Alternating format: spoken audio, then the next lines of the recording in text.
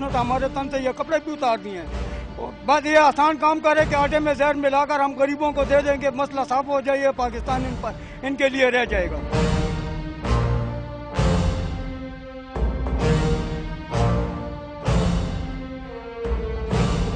ये तो हकीकत है कि पेट्रोलियम मसनूआत और CNG की कीमतों में इजाफे के बाद महंगाई का असर हर शोबे पर पड़ता है।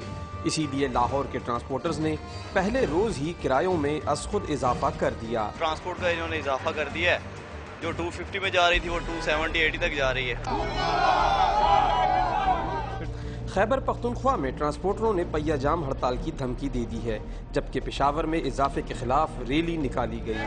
पर गिराव जला होगा, पहिया जाम हड़ताल होगा, हम किसी की गाड़ी निकल के नहीं छोड़ेंगे। मानसेरा में ट्रांसपोर्टर्स ने मंगल से 5 से 8% किराए बढ़ाने का ऐलान कर दिया। अवाम ऑलरेडी पहले मर चुकी है, अब मरी हुई अवाम को मारना है जो अभी इन्होंने इजाफा किया है। इस्लामाबाद में टैक्सी और रक्षा ड्राइवरों ने किराए 30% तक बढ़ा दिए हैं। सर गरीबों के साथ उनके मुंह से नवाला छीना जा रहा है। 10 रुपए के हिसाब से 25 रुपए बढ़ा रहे हैं, हर हफ्ते के बाद, हर महीने के बाद बढ़ा रहे हैं। वो अवाम के साथ जुल्म हो रहा है। कराची में भी आवाम और ताजरों में शदीद गम गुस्सा पाया जाता है। गवर्नमेंट ने तो ये सोच लिया है भूखा मर जाए बंदा। बसों में सफर कर रहे हैं, वो भी महंगा हो जाएगा तो आदमी खाएगा क्या, क्या घर लेके जाएगा।